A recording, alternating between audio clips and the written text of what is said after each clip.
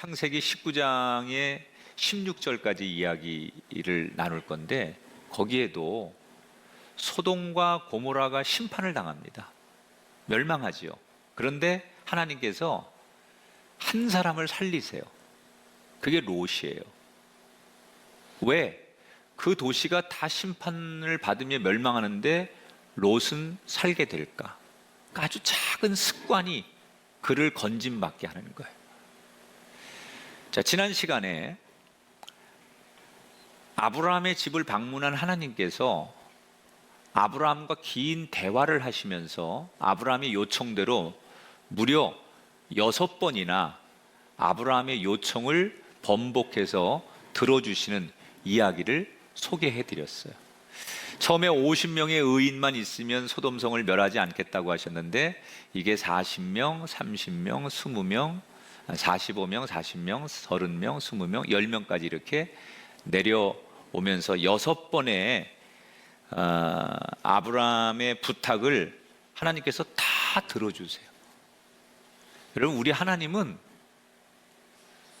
당신이 세운 계획이고 결정한 것일지라도 사랑하는 하나님의 백성들이 아버지라고 부르고 구하면 그것을 받아주시고 들어주시는 분, 여러분의 하나님이 그런 하나님인 줄 믿으시기 바랍니다. 자, 아브라함의 집에서 머물고 대화가 이루어지는 동안 아브라함과 동행했던 두 천사는 다음 목적지로 먼저 떠나지요. 다음 목적지가 어디예요? 소돔과 고모라가 있는 도시예요. 하나님은 아브라함과 아직 대화 중이고 두 천사는 먼저 떠나게 돼요. 두 천사가 소돔 성에 먼저 도착하는 것으로 오늘의 성경 이야기가 시작되는데, 소돔 성에 도착했을 때 성문 입구에서 롯이 앉아 있다가 두 천사를 보고 막 뛰어나와서 납작 엎드려 절을 하며 그들을 자기 집으로 초대합니다. 롯은 두 천사가 저기서 걸어오는데 막 뛰어나가서 그 천사 앞에 납작 엎드렸다고 그랬어요. 왜 그랬을까요? 이 두 인물이 천사인 줄 알았기 때문에? 아닙니다. 두 천사는 인간의 모습을 하고 지금 소돔성을 방문하는 거기 때문에 롯은 그냥 평범한 사람인 줄 알지 천사인 줄 모르는 거예요, 신분을. 그런데도 롯은 그 두 천사 앞에 나가서 엎드렸어요. 왜 그랬을까요? 그것은 지난 시간에 말씀드린 이스라엘 사람들의 문화, 낯선 사람 지나가는 나그네를 자기 집으로 모시고 접대하고 그들을 환대하는 게 너무너무 중요한 그들의 문화예요. 그래서 그런 문화의 습관 때문에 롯은 그런 그 문화적인 관습에 의해서 그렇게 한 거예요. 그런데 아무리 문화적인 관습이 있어도 사람들이 퇴색하고 소돔과 고모라처럼 타락한 도시에서 그런 순수성을 지키기가 어려울 텐데 롯은 어떻게 그렇게 할 수 있었을까? 이게 중요한 거예요. 롯은 습관이 돼 있는 거예요. 어떤 습관? 롯의 삼촌이 아브라함이고 아브라함의 집안은 하나님을 만나기 전부터 이스라엘 사람들이 중요하게 생각하는 나그네들을 대접하고 초대하고 이런 환대의 문화에 대해서 이 집안이 굉장히 이런 것들을 전통적으로 중요하게 여겼어요. 그리고 롯은 어릴 때부터 삼촌 옆에서 아브라함이 그렇게 늘 다른 사람들에게 베풀고 나누고 지나가는 어려운 사람들을 돌보는 일에 대해서 성실하게 살아온 모습을 어릴 때부터 보고 배운 거예요. 사람은 어릴 때 부모님이나 가족들로부터 배운 것을 평생 가지고 사는 거예요. 그래서 습관이 중요한 거예요. 롯은 습관이 돼 있는 거예요. 누구한테 배웠어요? 아브라함에게 배우고 부모님한테 배우고 집안의 어른들한테 배운 거예요. 지금 롯은 천사인 줄 모르고 나가서 그냥 지나가는 나그네인 줄 알고 저녁이 됐는데 어딜 가십니까? 우리 집에서 묵어 주십시오. 습관적으로 그렇게 나가서 간곡하게 요청을 합니다. 이때 이 두 천사는 아브라함 때와는 달리 처음에는 이 롯의 그 청을 거절합니다. 왜냐하면 아까는 낮에는 아브라함을 보려고 왔기 때문에 아브라함의 청에 의해서 집에 들어간 거지만 지금 이 소돔성은 롯의 집을 방문하는 게 목적이 아니라 소돔 자체의 죄악을 보려고 온 거예요. 그래서 롯의 집에 안 들어가려고 하죠. 그런데 이 롯이 거듭 이 두 천사에게 그래도 우리 집에 오십시오. 우리 집에 거해 주십시오. 라고 거듭 더 간곡한 요청에 두 천사가 롯의 집에 따라가는 거예요. 그러니까 우리가 신앙생활을 하면서 한 번 더의 이 습관을 가져야 돼요. 처음엔 거절당했지만 한 번 더 요청했던 롯처럼 우리가 처음에는 그 말씀이 들리지 않지만 한 번 더 듣는 롯과 같은 심정으로 말씀 앞에 서고 기도하고 찬양하고 그렇게 우리의 신앙이 롯과 같은 태도를 가질 때 여러분 이게 운명을 바꾸는 거예요. 처음에 거절당했을 때 천사가 롯의 집에 안 들어갔잖아요. 그런데 한 번 더 거듭 요청해서 그 천사들이 롯의 가정에 방문했기 때문에 롯의 운명이 결정되는 거예요. 이 한 번 더의 신앙, 이게 얼마나 중요한지 몰라요. 그들에게 맛있는 음식을 접대하고 잠자리를 내어드리고 그들이 편히 쉬도록 이제 그렇게 그 밤을 그렇게 지내게 됩니다. 그런데 막 잠이 들려고 하는데 갑자기 누군가가 바깥에서 심하게 문을 두드리는 거예요. 쾅쾅쾅쾅쾅쾅 막 문을 두드려. 누군가 싶어서 롯이 밖에 나가봤더니 한눈에 보기에도 살기가 느껴지는 아주 험상궂은 남자들이 문 앞에 몰려왔어요. 근데 그 사람들은 롯이 몇 사람은 모르지만 대부분은 다 그 지역에서 알고 있는 사람들이에요. 근데 이 사람들이 다짜고짜 롯에게 뭐라고 하느냐? 야, 너희 집에 오늘 낯선 남자들 2명이 손님으로 왔다는데 우리가 그들과 좀 즐겨야 되겠다. 그들을 불러내라. 이렇게 요청해요. 이게 성경 원문에 보면 강간하겠다는 거예요. 남자가 남자를 강간하겠다는 거 뭐예요? 동성 강간하겠다는 거예요. 근데 이렇게 요청하는 이 사람들이 무슨 죄의식이 있거나 이걸 잘못한 거니까 숨어서 하거나 그런 게 아니에요. 대놓고 내가 오늘 너희 집에 온 손님들하고 오늘 밤 같이 동침해야 되겠다. 그러니 우리한테 불러내라. 그리고 집단으로 와서 집단 강간을 하겠다고 선전포고를 하는 거예요. 엄청난 상상할 수 없는 죄를 아무렇지도 않게 짓는 걸 선포하고 이들은 도전을 하는 거예요. 이때 롯이 이 무리들에게 뭐라고 말해요? 7절에 청하노니 내 형제들아 이런 악을 행하지 말아라.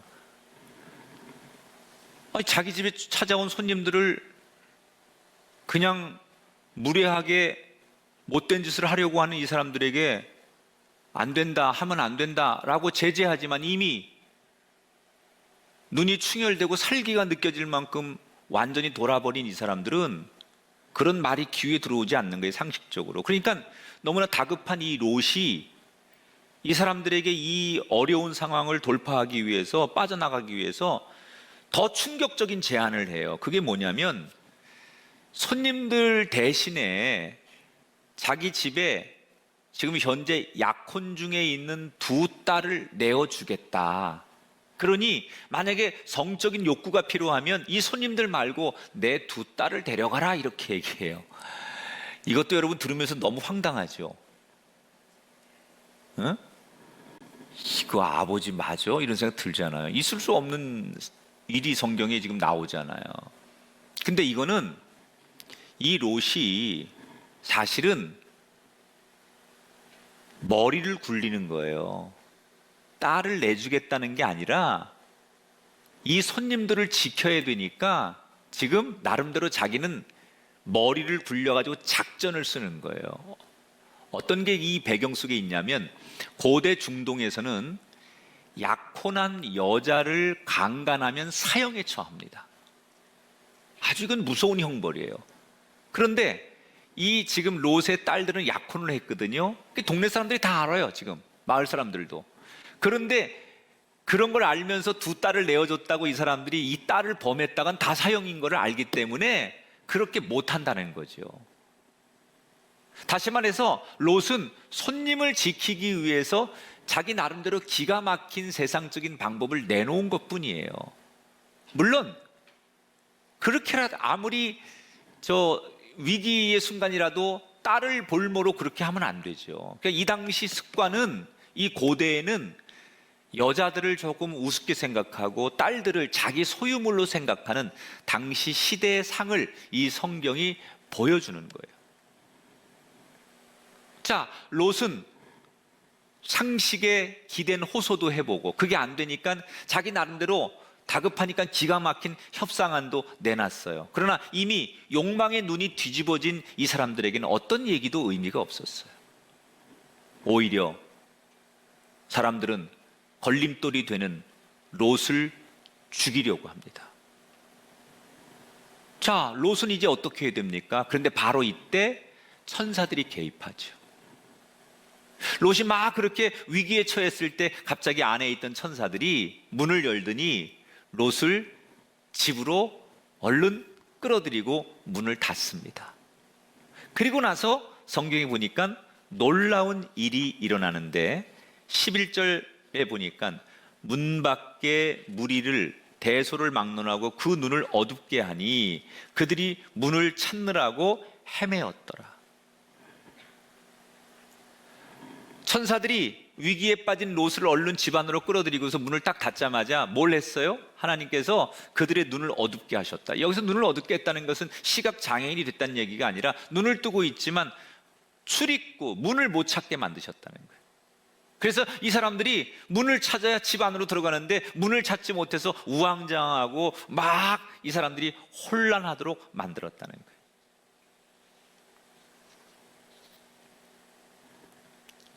그리고 이런 모습을 정확하게 보여주면서 소돔과 고모라에 대한 심판은 여기서 확정이 됩니다. 자, 지금 심판받기 전에 소돔과 고모라의 죄악상을 대표적으로 성경은 소개하고 있는 거예요. 근데 그 중에 단 한 명이라도 지금 우리가 하고 있는 이 일이 잘못된 건 아닐까? 이건 우리가 하면 안 되는 일 아닌가? 고민하는 사람 또는 하나님 앞에 이걸 가지고 묻거나 죄의식을 느끼는 사람이 한 사람도 없었다는 거예요. 그 누구 하나 야 우리가 이렇게 하면 안 되는 거 아니야? 야 이거 하나님 보실 때 우리가 큰일 나는 거 아니야? 뭐 이렇게 말하는 사람이 있거나 고민하거나 누구와 이런 걸 의논하는 사람이 한 사람도 소돔과 고모라에는 없었다는 거예요. 여러분, 우리 인생은 자기가 뜻한 대로 일이 다 되는 사람은 한 사람도 없습니다. 어떤 인생도 살다 보면 내가 생각한 것이 가로막히고 길이 안 보일 때가 나타나요. 그거는 목사인 저도 예수 믿는 우리도 다 마찬가지예요. 그때 우리가 길이 막히고 또 가던 길이 보이지 않을 때 어떤 모습을 하나님 앞에 보여야 되느냐?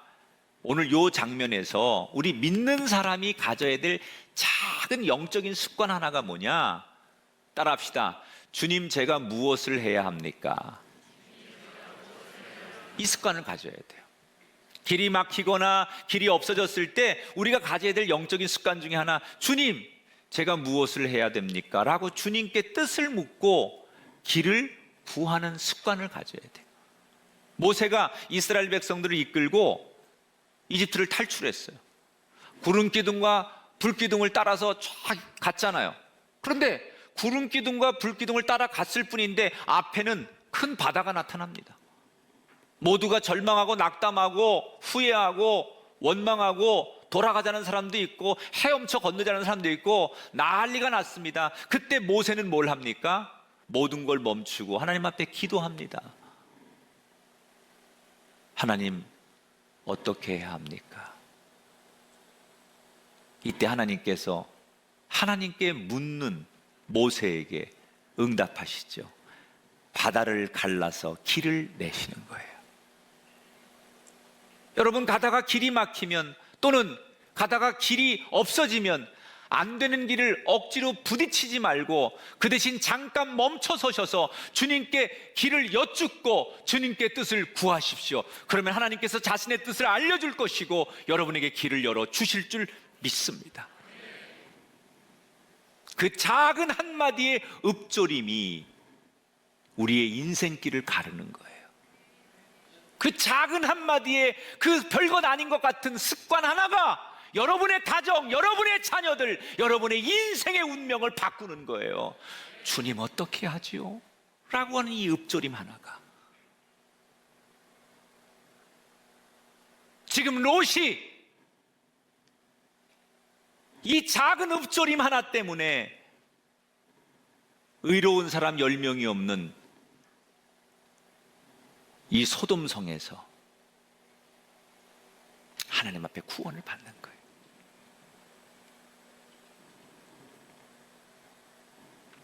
한번 따라 합시다. 주님, 제가 어떻게 하면 됩니까? 이 습관을 가지셔야 돼요. 습관적으로 자꾸 그렇게 하나님 앞에 그렇게 물어보고 혼자 독백처럼 고백하세요.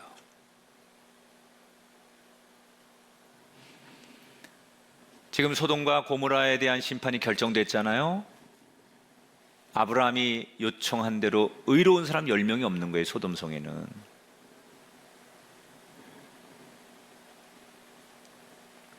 이때 이 상황에서 천사들이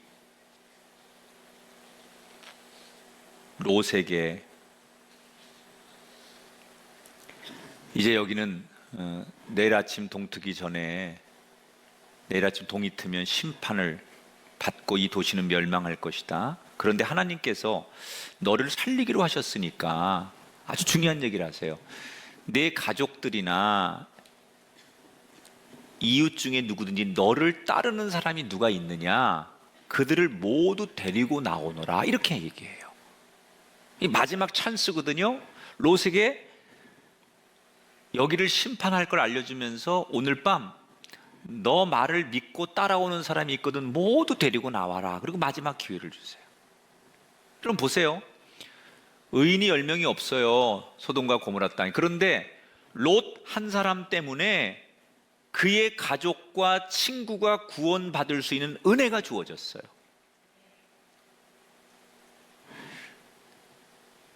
여러분, 지금도 이 하나님의 은혜는 우리들에게 임하는 줄 믿습니다. 여러분이 여러분 가정의 복의 근원이 되셔야 돼요. 다른 부모, 형제 또는 가족들이 예수 안 믿고 홀로 믿음을 가지고 살아갈지라도 여러분이 복의 근원이 되셔서 그 마지막 때에 너를 따르는 그런 사람이 있다면 같이 구원하리라 라고 하는 하나님의 이 마지막 기회를 여러분이 있어야 받게 되는 줄 믿습니다. 여러분, 우리가 이 한복판의 교회가 이 땅에서 해야 될 일이 바로 이 롯에게 주었던 하나님의 음성을 듣고 나타내는 그 한 사람 되기 위해 교회에 필요한 거예요. 복의 근원이 되어라. 롯이 생각해보니 이웃들 가운데는 아까 대문 앞에 나와가지고 살기등등하게 얘기했던 그 이웃들이 자기 이웃들인데 누구도 자기 말을 안 듣잖아요. 아내와 딸들은 들었겠죠. 그리고 떠올렸던 사람이 누구예요? 약혼한 예비 사위들이 떠오른 거예요.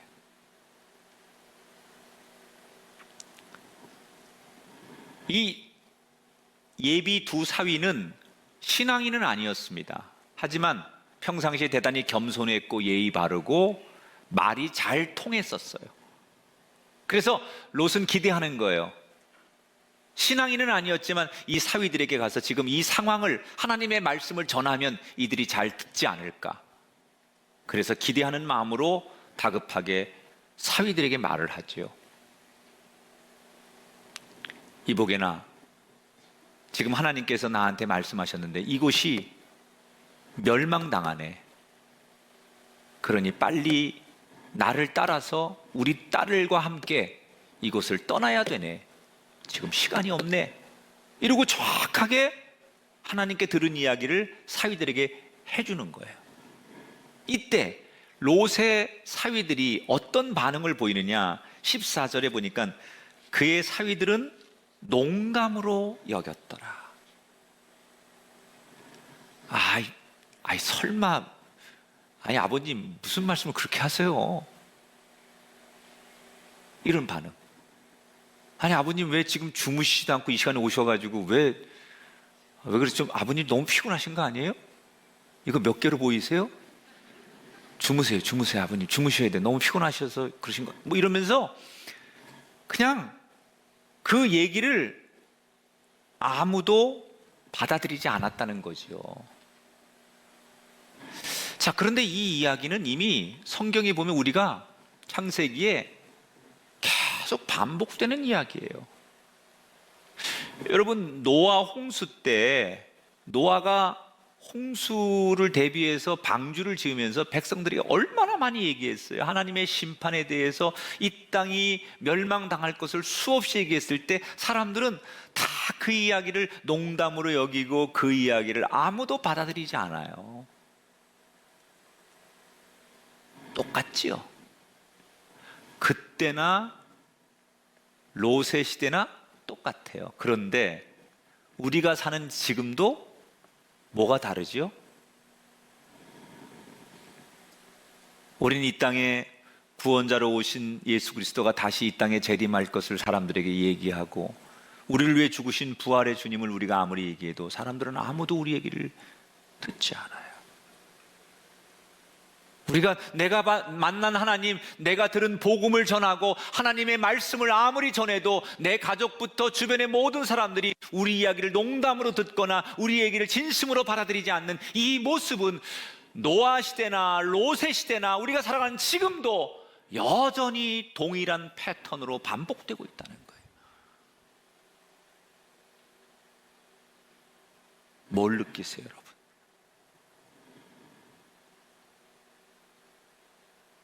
이렇게 비교하면 롯의 시대와 노아 시대와 그리고 신약의 시대를 거쳐서 지금 우리가 살아가는 이 시대에 우리의 삶을 비추어 보면 훨씬 실감이 가십니까?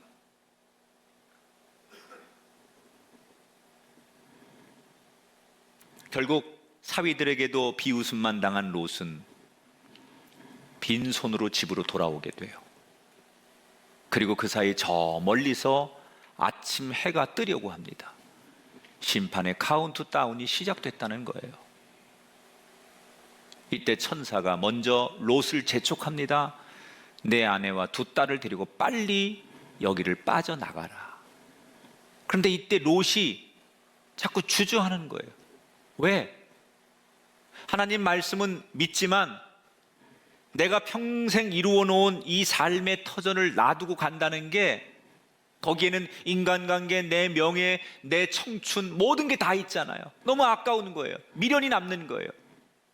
이때 두 천사가 머뭇거리는 롯과 그의 아내 그리고 두 딸의 손을 강제로 잡아서 불이 나게 달려나가 간신히 소돔성 밖으로 피신하는 것으로 오늘의 성경 이야기가 끝을 맺어요. 자, 오늘 이 이야기를 마치면서 여러분에게 질문 하나를 해볼게요. 소돔성에서 유일하게 건짐을 받은 롯과 그의 가족이, 특히 여러분 롯이 하나님의 눈으로 보면 의인이라고 말할 수 있을까요? 저는 내가 지금 창세기를 쭉 여러분과 함께 나누면서 내가 만난 롯은 의인이라고 말할 수 없는 사람이에요. 기회주의자 아닙니까? 내가 좌하면 내가 우하고 내가 우하면 난 좌하리라라고 하는 삼촌의 그 어떤 배려를 자기 욕심으로 갈아채고 자기를 위해 목숨을 바쳐서 자기를 구해준 삼촌에게 한 번도 찾아가 고마워하지 않는 자기밖에 모르는 이기적인 사람. 위기의 순간에 자기 두 딸을 내어주고 거래하려고 하는, 이미 소돔성의 문화에 익숙해져 있고 하나님을 믿기는 하지만 세상 사람들과의 관계에도 익숙해져 있는 그런 사람을 과연 우리는 성경적으로 의인이라고 할 수 있을까? 그렇지 않아요. 그러면 의인인 것 같지 않은 롯을 왜 하나님은 건져주신 걸까? 여기 두 가지 이유가 있어요. 첫째는 그런 롯을 구해 주려고 하나님 앞에 6번이나 기도한 아브라함의 기도 때문에. 그래서 여러분, 중보 기도가 얼마나 중요한지 몰라요. 부모님들이 새벽마다 자녀들의 이름을 묵상하고 눈물로 기도하는 이 중보의 기도, 내가 정말 그를 불쌍히 여기고 긍휼히 여겨서 이 사람을 놓고 몇 년 동안 계속 그 사람을 위해서 묵상하고 기도하는 중보의 기도, 이 기도가 얼마나 중요한지 여러분 아십니까? 그 사람이 잘해서가 아니라 그 사람을 포기하지 않는 그 사람을 향한 사랑의 기도가 계속 어디에선가 들려지고 있다면 그 사람을 하나님께서 부족하지만 기회를 주시고 은혜를 주시는 거예요.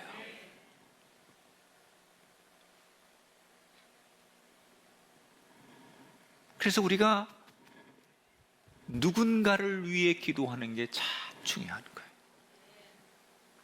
저는 교회에서 우리가 기도할 때 항상 기도 제목을 공개적으로 나눌 때 나라와 민족을 위해, 위정자들을 위해, 통일을 위해, 누가 그러더군요. 목사님 맨날 똑같은 기도만 그렇게 무슨 앵무새처럼 합니까? 무슨 효과가 있습니까? 이 사람들은 영적인 질서를 몰라서 그러는 거예요. 내가 기도해서 그게 지금 당장 안 이룬다고 기도가 안 되는 게 아니라, 그렇게 의로운 사람들이 그 도시와 그 민족과 그 세대를 향하여 간절히 무너지지 않게 기도하는 기도 때문에 하나님이 이 땅을 살펴보시고 자비를 베푸신다는 걸 알아야 돼요.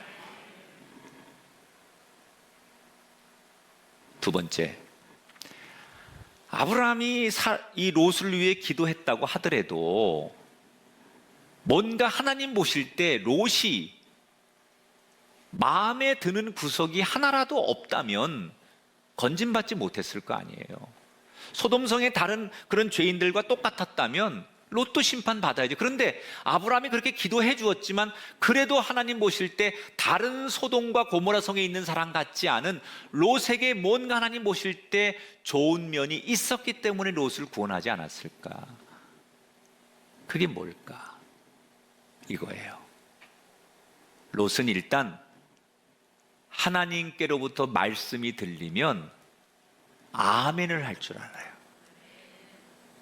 자, 사위들은 이 땅에 곧 심판이 있을 것이다 라는 하나님의 말씀을 들었는데 어떻게 여겼다고요? 농담으로 여겼어요. 반면에 롯은 천사들에게 하나님 말씀을 들었는데 그 말씀을 듣고 내가 살고 있는 이 소돔성에 대한 아쉬움, 미련은 있었지만 하나님 말씀을 믿었어요. 그래서 심지어 사위들에게도 그 말씀을 전하는 거예요. 그러니까 롯은 하나님 말씀이면 일단 믿었다는 거예요. 내 상식과 내 기준에, 내 형편에 안 맞더라도 그런 거 판단하지 않고 이게 하나님의 말씀이니까 받아들이고 하나님이 하시는 말씀이니까 아멘하고 하나님이 하시는 말씀이니까 믿었던 거예요. 이게 롯과 소돔 사람들의 차이였고 이게 롯과 사위들의 차이였어요.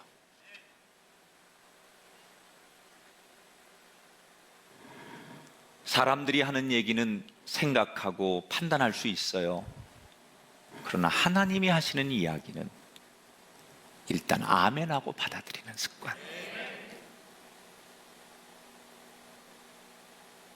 롯이 내가 계획하고 내가 생각하고 내가 원하는 대로 된 게 아니에요. 그러나 이 말씀은 하나님의 말씀이기 때문에 그는 읊조리듯 아멘하고 받아들이는 거예요. 여러분은 주일날 목사님들로부터 들려오는 강단의 말씀을 어떻게 받아들이십니까? 그냥 지식의 말로 저의 강의로 받아들이십니까? 말씀을 묵상하다가 큐티하다가 그 말씀을 어떻게 받아들이십니까?